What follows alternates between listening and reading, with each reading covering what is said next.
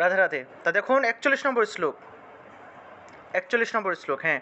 ব্রাহ্মণ ক্ষত্রিয় বিশাম শূদ্রাণম চ পরন্তপ কর্মাণি প্রবিভক্তানি স্বভাব, এটা স্বভাব দন্তীয় শয় নিচে বফলা আছে, তাহলে উচ্চারণটা কি হবে? সুয়া। আমি এটা ভেঙে দিই, উচ্চারণটা হবে সুয়া, সুয়া, স্বভাব, স্বভাব প্রভবৈর গুণৈঃ। ঠিক আছে, গুণৈঃ বিসর্গ আছে তো, ইয়ে আছে তো, ওইকার আছে, গুণৈঃ, ঠিক আছে, গুণৈঃ। এটা হলো 41 নম্বর। ঠিক আছে, তারপরে দেখুন 42 নম্বর শ্লোকটা দেই।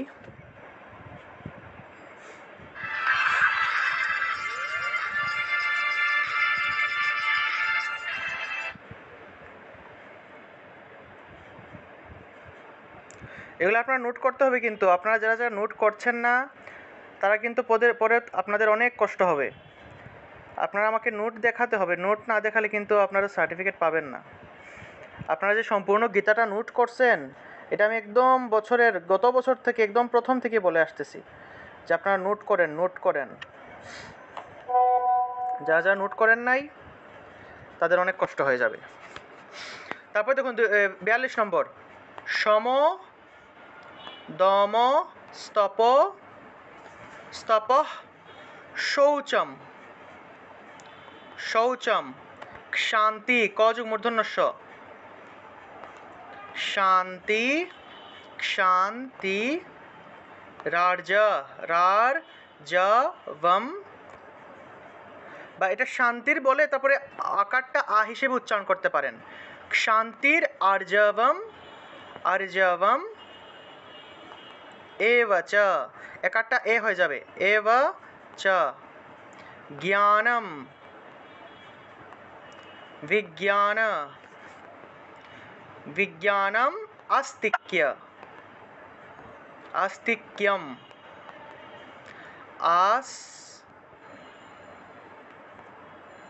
आस्तिक्यम, ब्रह्म, ब्रह्म कर्म स्वभावजम, स्वभावजम। এটা হলো 42।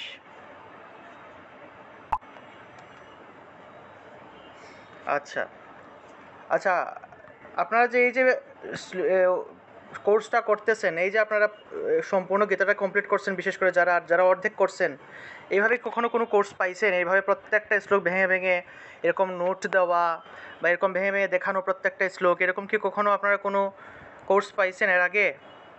আমি কিন্তু যখন এরকম গীতা শিখতাম, এরকম কোর্স এরকম আমি খুঁজতাম, অনেক খুঁজতাম অনলাইনে বা বিভিন্ন জায়গায়, এরকম যদি কেউ ভেঙে ভেঙে শেখাতো। আপনারা কি এগুলো আগে পাইছেন কোথাও, বা এখনও কি এরকম কেউ শেখায়, নাকি শুধু আমিই শেখাই? আপনারা তো বিভিন্ন জায়গায় কোর্স দেখেন বা বিভিন্ন জায়গায় গীতা কোর্সে যান। এখন আমরা পাইনি, আপনার কাছ থেকেই প্রথম পেলাম। মানে এটা শুধু আমিই দেখাইতেছি না এরকম, মানে এই যে প্রত্যেকটা গীতার প্রত্যেকটা শ্লোক ভেঙে ভেঙে, কারণ আমি দেখেছি মানে সম্পূর্ণ গীতা কমপ্লিট করতে হলে এরকম 1-1.5 বছর ছাড়া আসলে সম্ভব না। কেউ যদি বলে যে 6 মাসে গীতা কমপ্লিট করে দিব, এটা অসম্ভব একটা জিনিস। যদি সে শেষ করে দেয় তবে আমি মনে করব যে সে হয়তো একটা গোজামিল দিয়ে আপনাকে শেষ করে দিবে, কিন্তু সম্পূর্ণ গীতা ভালো করে শেষ করতে হলে এটার টাইম অবশ্যই লাগবে। 6 মাসে আমার মনে হয় না, 6 মাসে অর্ধেক কমপ্লিট করা যেতে পারে, কিন্তু সম্পূর্ণ গীতা আমি নিজেও ট্রাই করে দেখলাম, সম্পূর্ণ গীতা 1 বছর, মিনিমাম 1 বছর লাগবেই। এরকম কি কেউ মানে কেউ কি কোর্স করায় এরকম, মানে এই যে গীতার প্রত্যেকটা শ্লোক ভেঙে ভেঙে আমি যেরকম দেখিয়ে দিচ্ছি, এরকম কি কেউ করায়? না না না না না না, আমরা তো পাইনি এরকম, আপনার থেকেই প্রথম পেলাম। বুঝতে পেরেছি, দেখেছি অনেক ইউটিউব থেকে দেখেছি, আপনার পাইনি। বুঝতে পেরেছি। তাই এরকম আরও তৈরি হওয়া উচিত আসলে, শুধু আমি করলে তো হবে না, আমি তো আর সবসময় সারা জীবন থাকবো না। এরকম আরও তৈরি হতে হবে, যারা এরকম ভেঙে ভেঙে দেখাবে প্রত্যেকটা জিনিস। আপনারা এগুলো ভালো করে শিখেন, আপনারা নিজেরা তৈরি হন, আপনাদের কাছ থেকে যেন আরও অনেকে শিখতে পারে। আচ্ছা, আগে দাদা, হ্যাঁ অনন্ত পাল বলছিলাম। হ্যাঁ বলুন বলুন। দাদা আমার কথা কি শোনা যাচ্ছে? শোনা যাচ্ছে, বলেন।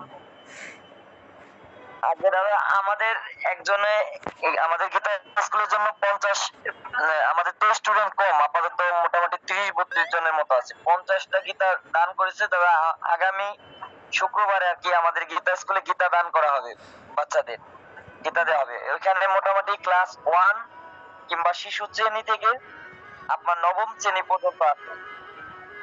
এখন কিভাবে শুরু করলে, কিভাবে পড়ালে একটু আমাদের ওদের সুন্দরভাবে শেখানো সম্ভব, সেই ব্যাপারে যদি কিছু বলতেন দাদা। আচ্ছা, এটা আমি আর কথা বলবো না, এখন তো ক্লাস, তো ক্লাসের মাঝখানে ক্লাসটা কমপ্লিট করি আগে, ওইটা বিষয়ে পরে কথা হবে না। ঠিক আছে দাদা। আচ্ছা, ওইটা বিষয়ে পরে কথা হবে, ঠিক আছে, ক্লাসটা কমপ্লিট করে ফেলি। হ্যাঁ, আর আপনাদের উদ্দেশ্যে, সবার উদ্দেশ্যে বলি, আপনারা অবশ্যই বিভিন্ন আপনাদের আশেপাশে যে গীতা স্কুল যাদের আছে, অনেক সময় অনেক গীতা স্কুল দেখা যায়, ওই সকল গীতা স্কুলে গিয়ে একটু গীতা টিতা দান করবেন, ওদেরকে একটু হেল্প করবেন, ঠিক আছে।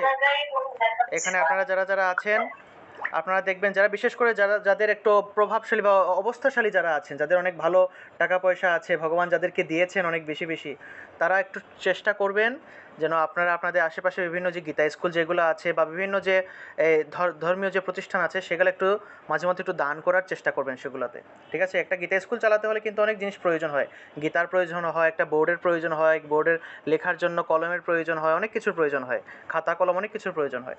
আপনারা এগুলো চেষ্টা করবেন তাদেরকে হেল্প করার জন্য, গীতা টিতা দান করার জন্য চেষ্টা করবেন সবাইকে। আচ্ছা, আমরা ক্লাসে যাই।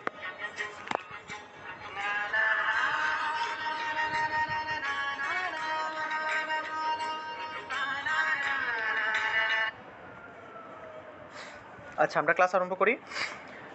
তা দেখুন 42 নম্বরে এখানে আমরা শ্লোকটা লিখে দিলাম, সমদমস্তপো শৌচম শান্তির আর্জবমেব চ জ্ঞানম বিজ্ঞানম আস্তিক্যম ব্রহ্মকর্ম স্বভাবজম, ঠিক আছে, স্বভাবজম অর্থাৎ ব্রহ্মকর্ম স্বভাব, দন্তীয় স্বরের নিচে বফলা আছে, বফলা থাকলে স্ব উচ্চারণ হয়, স্ব, ঠিক আছে, স্বভাবজম এইভাবে উচ্চারণটা আসবে। তারপরে 43 নম্বর শ্লোকটা দিই, 43।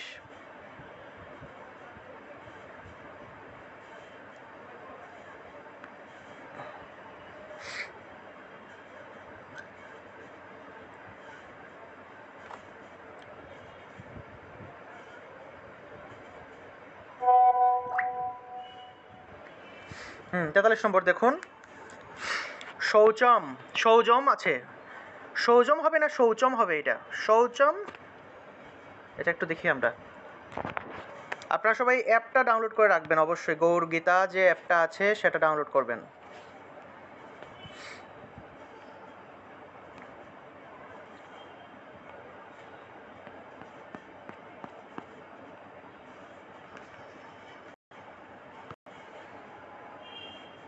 আচ্ছা, এই যে গৌরচন্দ্র বর্মনের যে গীতা, এই গৌরচন্দ্র বর্মনের সাথে কেউ আপনারা কি পরিচিত আছেন বা ওনাকে কি চিনেন কেউ? আজকে দাদা আমি পরিচিত আছি, তার গীতাটাই আমাদের গীতা স্কুলে দেওয়া হচ্ছে দাদা। আচ্ছা আচ্ছা, যাই হোক, খুব ভালো খুব ভালো, ঠিক আছে। উনি কিন্তু অনেক ভালো একজন মানুষ। এই পর্যন্ত 3-4টা ক্রয় করছি অনলাইনে, বুঝতে পেরেছি। উনি কিন্তু অনেক ভালো একজন মানুষ, এবং উনি, আমি যেটা দেখেছি ওনার মধ্যে মানে তেমন অহংকার বা এইসব জিনিস আমি দেখছি তেমন নাই। ওনার কথাবার্তায় অনেক ভালো লেগেছে, ওনাকে যতটুকু চিনি আর কি, বা যতটুকু জানতে পেরেছি, ওনার মধ্যে মানে একটা আছে না যে অহংকার বোধ থাকবে, যে আমি একটা গীতা লিখেছি, আমি একটা গীতার লেখক, একটা অহংবোধ একটা থাকে না, ওই জিনিসটা ওনার মধ্যে নেই। এই জিনিসটা অনেক ভালো। আপনারা ওনার সাথে কথা বলবেন, ওনাকে আপনারা কল করে প্রণাম জানাবেন, নমস্কার জানাবেন, ওনাকে ধন্যবাদ দিবেন যে আপনি এত সুন্দর একটা গীতা আমাদেরকে উপহার দিয়েছেন, এত সুন্দর করে একটা গীতা লিখেছেন, ঠিক আছে। আপনাদেরকে তো ওনার নাম্বার দিয়েছি আমি, গৌরচন্দ্র বর্মনের নম্বর, ঠিক আছে, উনি আমাকে নাম্বার দিয়েছেন যেন আপনাদেরকে নাম্বার দিই, আপনারা ওনার সাথে কোনো প্রবলেম হলে ওনার সাথে যেন যোগাযোগ করতে পারেন, গীতা অর্ডার করতে পারেন, ঠিক আছে। আপনারা ওনার সাথে কথা বলে ওনাদেরকে আপনারা ধন্যবাদ জানাবেন, বলবেন যে আপনারা আকাশ দাদার কাছে গীতা কোর্স করেন, আকাশ দাদা আপনার নাম্বারটা দিয়েছেন, এরকম বলবেন, ঠিক আছে। গৌরচন্দ্র বর্মনের গীতা। আচ্ছা, আমরা 43 নম্বরটা দিয়েছি না, আমরা এখন 44 নম্বরটা একটু দেখি। 44 নম্বর,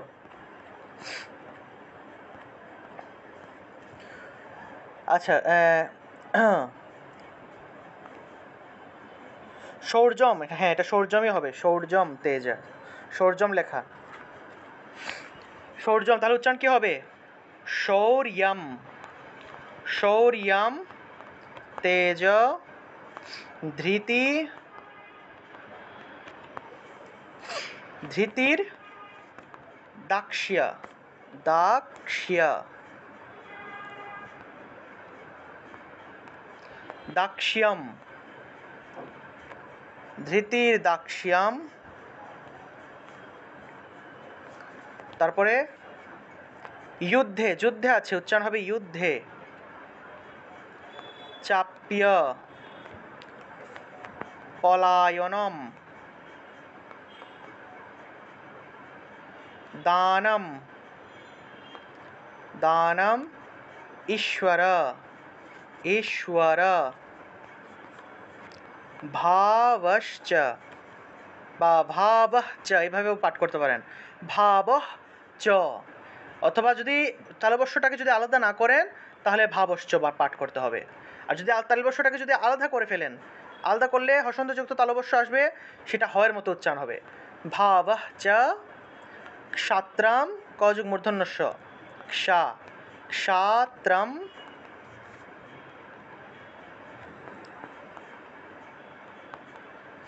কর্ম स्वभावजम दंत्यस्वर नीचे बफला स्वभावजम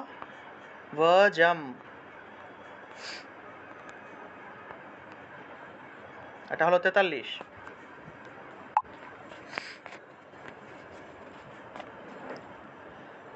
আচ্ছা তারপর 44 নম্বরটা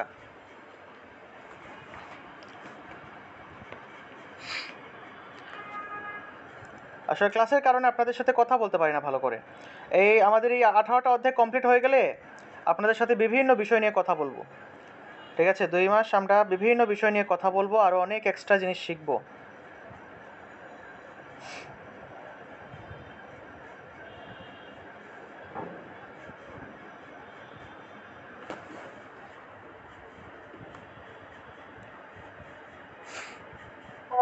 चुवाल्लिस নম্বর আচ্ছা এটা আমি একটু ঠিক করে দিই युद्धे चाप्य पलायनम अच्छा ठीक আছে তারপর দেখুন 44 নম্বর কৃষি গৌ রক্ষ্য আচ্ছা আপনাদের এখানে সুইটি বিশ্বাস একজন দিদি আছেন তিনি কিন্তু একটা কম্পিটিশনে অংশগ্রহণ করে উনি কিন্তু ফার্স্ট হয়েছেন আমি চাই আপনারাও বিভিন্ন কম্পিটিশনে অংশগ্রহণ করেন গীতার শ্লোক পাঠ করেন ফার্স্ট হন অথবা না হন এটা কোনো ব্যাপার না আপনারা যে এত এত মানুষের সামনে একটা গ্রুপের মধ্যে কম্পিটিশন হলে সেখানে একটা ভিডিও যদি আপনারা গীতা পাঠ করে দেন তখন হাজার হাজার মানুষ সেই ভিডিওটা দেখে এতে করে কি হলো আপনি হাজার হাজার মানুষকে গীতার বাণী প্রচার করলেন গীতার বাণী শোনালেন এতে আলাদা একটা কৃপা লাভ করা যায় ভগবানের একটা কৃপা লাভ করা যায় সেজন্য এইসব বিভিন্ন দেখবেন গ্রুপ আছে বিভিন্ন ধর্মীয় গ্রুপ আছে ঠিক আছে আপনারা ফেসবুকে সার্চ করবেন যে হিন্দু গ্রুপ বা হিন্দু ধর্মীয় বিভিন্ন গ্রুপ এগুলা গ্রুপ সার্চ করলেই অনেক ধরনের গ্রুপ আসে এই সকল গ্রুপের সাথে অ্যাড হবেন অ্যাড হয়ে এই সকল গ্রুপের মধ্যে দেখবেন যে বিভিন্ন রকমের গীতার পাঠের প্রতিযোগিতার আয়োজন করা হয় ওই সকল প্রতিযোগিতাতে ওরা ভিডিও চায় যে আপনারা একটা গীতার শ্লোক বা 2টা গীতার শ্লোক পাঠ করে আপনি ভিডিও দেন তখন আপনারা এগুলা পাঠ করে করে ভিডিও রেডি করে এগুলা পাঠাবেন ওদেরকে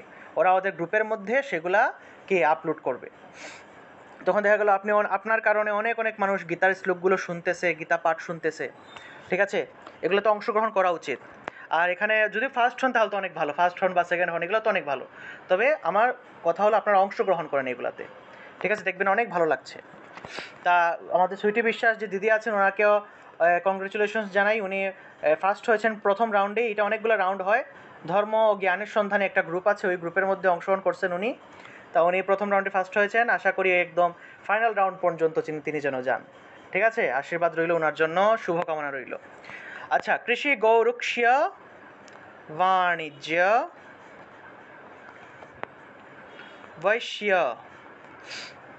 कर्म स्वभावजम परिचर्या परिचर्या परिचर्यात् मकम मकम कर्म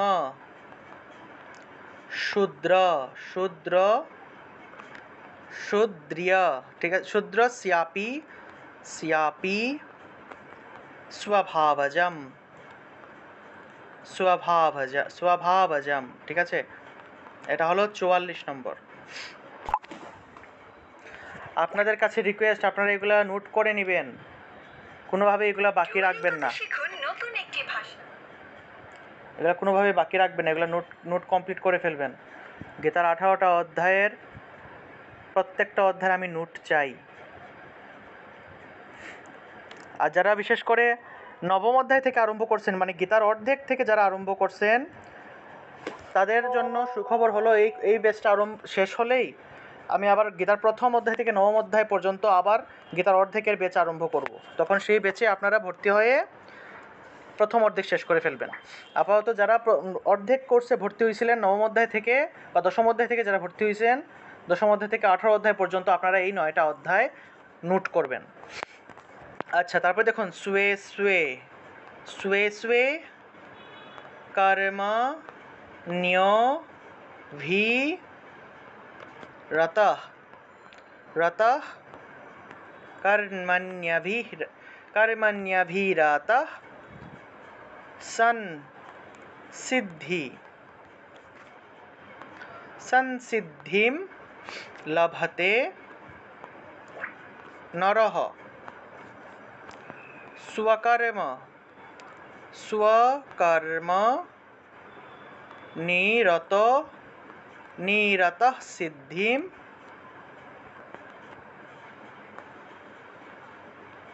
যথা, উচ্চারণ হবে যথা, যথা বিন্দতি তচ্ছৃণু, তচ্ছৃণু। এটা হলো 45 নম্বর শ্লোক। আপনারা অবশ্যই যখন গীতা ক্লাসে বসবেন মূল গীতাটা সাথে নিয়ে বসবেন, ঠিক আছে, গীতাটা সাথে নিয়ে বসবেন। আর আপনাদের কিন্তু একটু বেশি কষ্ট বা প্র্যাকটিস করতে হবে, একটু বেশি প্র্যাকটিস করতে হবে, কারণ আমাদের মন্দিরে একটা সপ্তাহে মাত্র 5টা শ্লোক দেখানো হয়। আর আমি কি করছি, 3 সপ্তাহের ক্লাস আপনাদেরকে একদিনে নিছি, মানে একদিনে 15টা করে শ্লোক আপনাদেরকে নিছি, কারণ 5টা করে শ্লোক দেখালে 4 থেকে 5 বছর সময় লেগে যাবে। এতদিন তো আসলে মানুষের ধৈর্য খুব কম থাকে। যখন আমি বলি যে 1.5 বছরের কোর্স, তখন কেউ ভর্তি হতে চায় না, কারণ মানুষের ধৈর্য তো অনেক কম। আপনাদেরকে দেখেন 1 বছরের কোর্স বলে ভর্তি করছিলাম, এখন দেখেন 1.5 বছর হয়ে যাচ্ছে, জুন মাসে গিয়ে শেষ হবে। কারণ আমি জানতাম এটা 1 বছরে হবে না, এই জন্য আমি এমনিতেই বললাম যে 1 বছরের কোর্স বলে 1.5 বছরে আপনাদের শেষ করাবো। কারণ 1.5 বছর বললে মানুষের ধৈর্য কুলায় না, মানুষ ভর্তি হতে চায় না, মনে করে যে এতদিন লেগে যাবে, মানুষ এগুলো মানে ধৈর্যতে বুঝে না আসলে। কিন্তু একটা জিনিস ভালো করে শেষ করতে হলে তো সময় লাগবে, স্বাভাবিক। ইয়তঃ প্রবৃত্তি, আমি আবার চাইলে 2 মাসেই সম্পূর্ণ গীতা কমপ্লিট করে দিতে পারবো, কিন্তু এগুলো আপনাদের মাথার উপর দিয়ে যাবে, সেজন্য আমি এগুলো করি না। আচ্ছা, ইয়তঃ প্রবৃত্তির ভূতানাম, যেন উচ্চারণ হবে ইয়েন, ইয়েন সর্বম ইদম ততম स्वकर्मणा तम व्यच्य,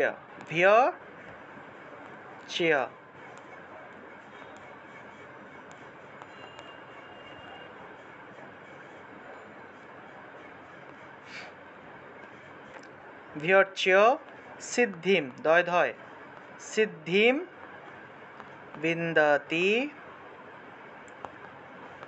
मानवः।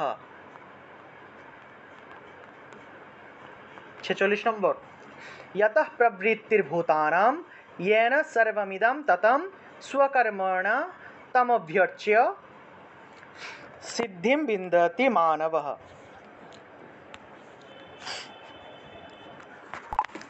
তারপর দেখুন 47 নম্বর শ্লোকটা দেই।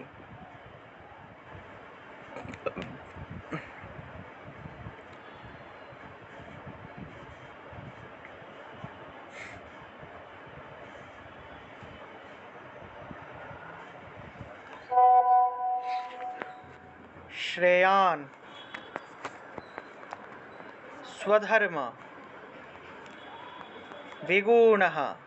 দেখুন কত সুন্দর একটা শ্লোক। ভগবান বলছেন যে শ্রেয়ান স্বধর্ম বিগুণঃ, তোমার নিজের স্বধর্ম মানে হলো নিজের ধর্মে যদি কোনো দুষ্ত্রুটি বা কোনো বিগুণও থাকে তাও সেটা পরধর্ম থেকে তার নিজের ধর্ম পালন করা শ্রেয়। পরধর্মাৎ স্বানুষ্ঠিত, অর্থাৎ পরধর্ম অনুষ্ঠান করার থেকে নিজের ধর্ম পালন করা শ্রেয়। ঠিক আছে, পরধর্মাৎ।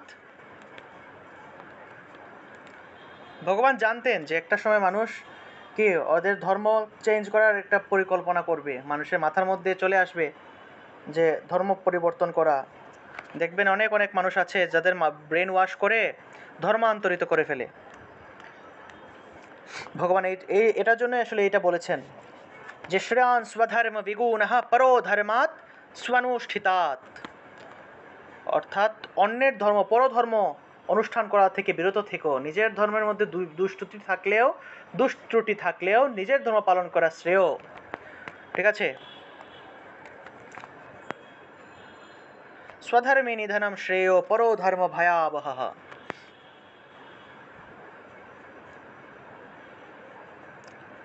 46 নম্বর। আচ্ছা, এটা একটা শ্লোক। স্বভাব নিয়তম কর্ম কুর্বন নাপ্নোতি কিলবিষম। আমি যে শ্লোকের কথা বলছি এটা একটা শ্লোক। পরধর্মাৎ স্বনুষ্ঠিতাৎ স্বনুষ্ঠিতাৎ ষ্ঠিতাৎ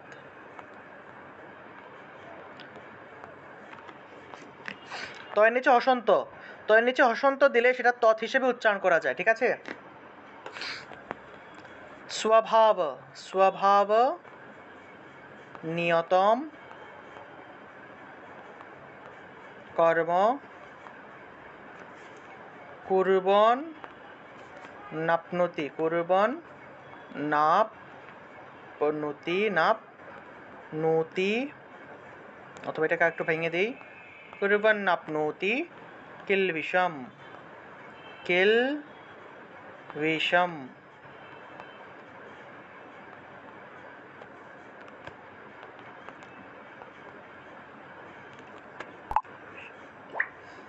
সাতচল্লিশ নম্বর।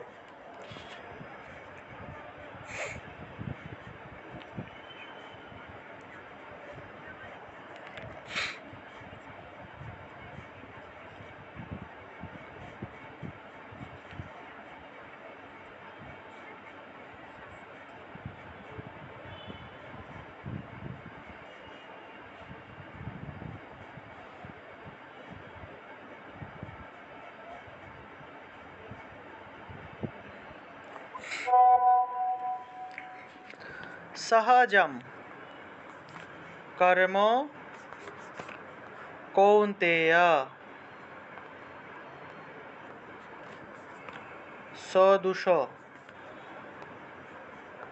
सदुषम अपि नो त्यजेत।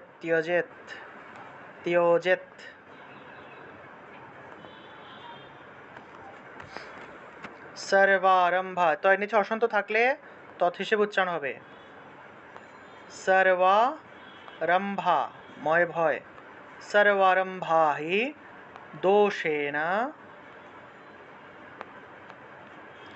धूमे नाग्नि রিবাবৃতাः।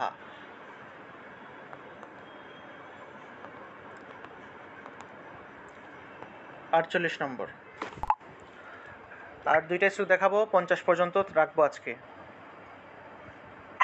আগে দাদা ওখানে ধূমেন অগ্নির দেওয়া যায় না? ধূমেন অগ্নির, হ্যাঁ ভাঙা যাবে, ইবাবৃতা, ভাঙা যাবে, সমস্যা নেই। ধূমেন অগ্নি, ধূমেন অগ্নি, আগে দাদা সেটাই বলতেছি। ভাঙা যাবে, ধূমেন সমস্যা নেই। অগ্নির ইবাবৃতা। ধূমেন অগ্নি, ধূমেন অগ্নি, এই যে আকারটা আছে না, আকারটা অয়ের মতো। ধূমেন অগ্নি রিবাবৃতাः। ধূমেন অগ্নির ইবাবৃতাঃ হবে। ধূমের অগ্নির ইবাবৃতা হবে, হবে। আপনারা যদি ভাঙেন হবে, সমস্যা নেই। অসক্ত, এই ভাঙাটা এই যে জিনিসটা আপনারা বলতেছেন না, এই জিনিসটা শেখাটাই আসলে আসল, যে আপনারা এই জিনিসটা শিখতেছেন কিনা বা বুঝতেছেন কিনা, যে সন্ধি বিচ্ছেদ, এই যে আমি জিনিসগুলো করতেছি এগুলো হলো সন্ধি বিচ্ছেদ করা। এখানে কিন্তু অনেক সংস্কৃত শব্দ, তো এই শব্দগুলোকে এখানে অনেক অনেক সন্ধি করা হয়েছে। আর আমরা কি করি, ভেঙে ভেঙে যখন লিখি সেগুলোকে সন্ধি বিচ্ছেদ করে করে সেগুলোকে লিখি।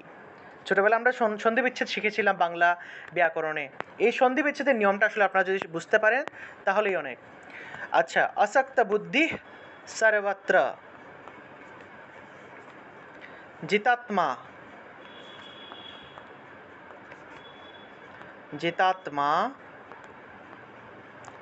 বিগত স্পৃহা, স্পৃহা, স্পৃহা হ, দুইটা হ, ঠিক আছে, একটা হ আছে আর একটা হ বিসর্গ। নৈশ কর্ম্যম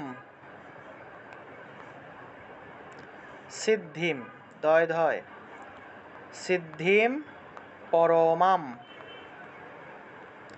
সন্ন্যা, সন নিয়া, দুইটা দুইটা দন্তন্য আছে, সন্ন্যা সেনাধি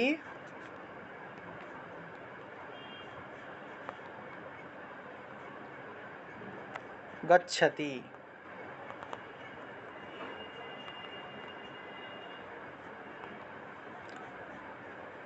49 ওখানে একটা র হবে তো, নৈষ্কর, নৈষ্করম ইয়ম অথবা নৈষ্কর নিয়ম। নাইস্কার, হ্যাঁ হ্যাঁ হ্যাঁ হ্যাঁ, র হবে। আচ্ছা ঠিক আছে, রটা দিচ্ছি।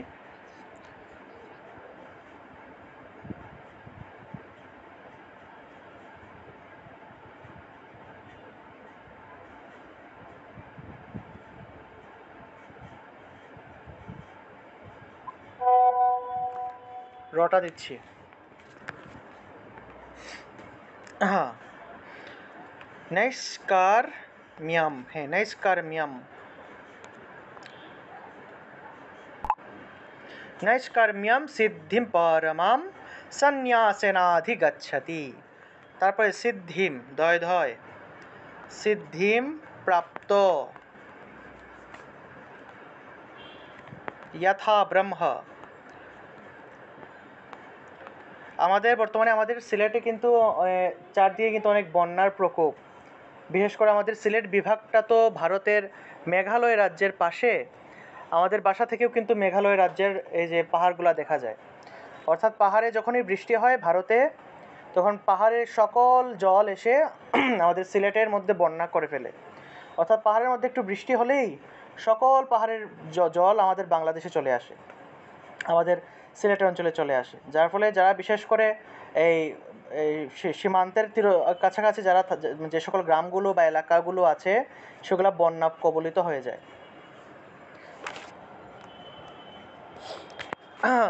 আচ্ছা দেখুন, সিদ্ধিম প্রাপ্ত যথা ব্রহ্ম। আপনারা যে যেখানেই থাকবেন অবশ্যই সবসময় সুস্থ থাকবেন, সতর্ক থাকবেন। আচ্ছা, ব্রহ্ম, ব্রহ্ম উচ্চারণ হবে ব্রহ্ম। তথাপ্নোতি, তথাপ্নোতি নিবুধমে, সমাসেনৈব, সমাসেনৈব, নৈব, নৈব আছে না, উচ্চারণ হবে নৈব। কৌন্তেয় নিষ্ঠা, জ্ঞানস্য, জ্ঞানস্য যা পরা, উচ্চারণ হবে ইয়া পরা। এই হলো 50 পর্যন্ত। আপনাদেরকে আসলে অনেক ধন্যবাদ জানাই যে আপনারা এই যে রেগুলার ক্লাস করতেছেন বা রেগুলার ক্লাস করেন। আপনাদেরকে আসলে ভগবান অনেক অনেক ধৈর্য দিছেন, ঠিক আছে। সরাসরি ক্লাস করাইতে পারি না অনেক মানুষকে, সরাসরি আমার সামনে বসে গীতা ক্লাস করে না, ঠিক আছে। আমাকে পেয়েও গীতা ক্লাস করতে চায় না অনেকে, কারণ ভগবান তাদেরকেও এরকম তাদের পূর্বজন্মের স্বীকৃতি রাখেন নাই। কিন্তু আপনাদের আগের জন্মে অনেক অনেক ভালো কাজ করেছিলেন বলে, বা এই জন্মেই অনেক ভালো কাজ করেছিলেন বলে আপনাদের ভগবান এত এত ধৈর্য দিয়েছেন, গীতা পড়ার জন্য একটা মানসিক শক্তি দিয়েছেন। এটাকে সবসময় কাজে লাগাবেন, সবসময় গীতার সাথে থাকবেন। আমরা গীতার শ্লোকগুলো পাঠ করি। সবাই কি বুঝতে পেরেছেন? কারো কোনো সমস্যা দাদা, আছে? আমার একটা প্রশ্ন ছিল। হ্যাঁ বলেন। দাদা 46 নাম্বার শ্লোকে হ্যাঁ বলেন।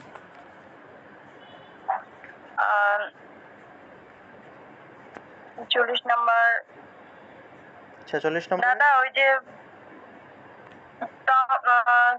তম ভিয়া ভিয়া ভিয়ারা চিয়া তম ভিয়র, দাদা এখানে তম ভিয়র চ যে র এর নিচে হসন্ত আছে, তারে ভিয়র ভিয়র উচ্চারণটা হবে ভিয়র। তম ভিয়র চিয়, ভিয়া ভিয়র চিয়, চিয় চয়েসে জফলা, সেজন্য চিয় উচ্চারণ। হ্যাঁ দাদা এটা বুঝতে পারছি, কিন্তু হচ্ছে আমার প্রশ্ন হচ্ছে এটা, অনেক সময় শব্দের মধ্যখানে যখন আমরা ম পাই, পরে যখন আমরা শব্দটাকে ভাঙি, সন্ধি বিচ্ছেদ করি, তখন আমরা ম ও অ যেটা উচ্চারণ হয়, অটা তো আমরা পরের ভাঙার পরে ওখানে অনেক সময় লাগাচ্ছি। ওটা কখন করব দাদা? আমি এটা বুঝতে পারি না শব্দের মধ্যখানে। আচ্ছা, এখানে যেমন এটার আপনি মধ্যেও করতে পারেন। তমর ওখানে অ উচ্চারণ হচ্ছে, যেটা অভিচিয় তো হতে পারতো। হ্যাঁ, এখানেও করতে পারেন, কোনো সমস্যা নেই। এই দেখেন আমি করে দিই। তম অ, তম অভ্যর্চ্য, এই যে করে দিলাম। হয়েছে এখন? হ্যাঁ এটা আমি বুঝতে পারতেছিলাম না দাদা, যে আমি করা যাবে, কোনো ওইভাবে সমস্যা নাই। করতেছিলাম। কিন্তু এই ক্ষেত্রে আমি কেন ভাঙি নাই, দেখুন ম উচ্চারণ করলে অটোমেটিক্যালি একটা অ আসে, ঠিক আছে? কিন্তু এই ক্ষেত্রে আবার বেশি ভাঙলে, এই ক্ষেত্রে কেন আমি মটাকে ভাঙি নাই, এর কারণ হলো এখানে দেখুন দুইটা জফলা আছে। জফলার কারণে দুইবার কিন্তু রস্বইকার আস্তে আস্তে অন্তস্থ অ উচ্চারণ আসবে, যার ফলে এখানে মটাকে যদি ভাঙি, ভেঙে যদি একটু পূর্ণরূপে অটা উচ্চারণ করি, তাহলে সেই ক্ষেত্রে কিন্তু আপনার ছন্দটা মিলাতে কষ্ট হয়ে যাবে, সেজন্য করি নাই। ভাঙবেন আসলে আপনার ছন্দের সুবিধা অনুযায়ী আপনি ভাঙবেন, বুঝতে পেরেছেন? হ্যাঁ দাদা এটা আসলে আমি বুঝতেছিলাম না, অনেক সময় আপনি ভেঙে দেখান, অনেক সময় শব্দটা সেভাবে থাকে, তার জন্য আমি একটু কনফিউশনে ছিলাম যে আসলে আদৌ কোনটা মানে করবো আমি। এটাকে তম অভ্যর্চ্য, তম অ, এই যে তম এবং অ এই দুইটা শব্দকে একসাথে উচ্চারণ করতে হবে। তম অভ্যর্চ্য, তম অভ্যর্চ্য, এজন্য এই দুটো শব্দকে একসাথে উচ্চারণ করতে হবে বলে আমি আর এখানে ভাঙি নাই, ঠিক আছে? শুধুমাত্র মই রাখলাম। তম, ম উচ্চারণ করলে অ আসতেছে, বুঝা গেল? এই জন্য তম অভ্যর্চ্য, হ্যাঁ দাদা বুঝতে পারছি। স্বকারে মনা তম অভ্যর্চ্য, এই জন্য, বা তম অ, তম এবং অ এইভাবে।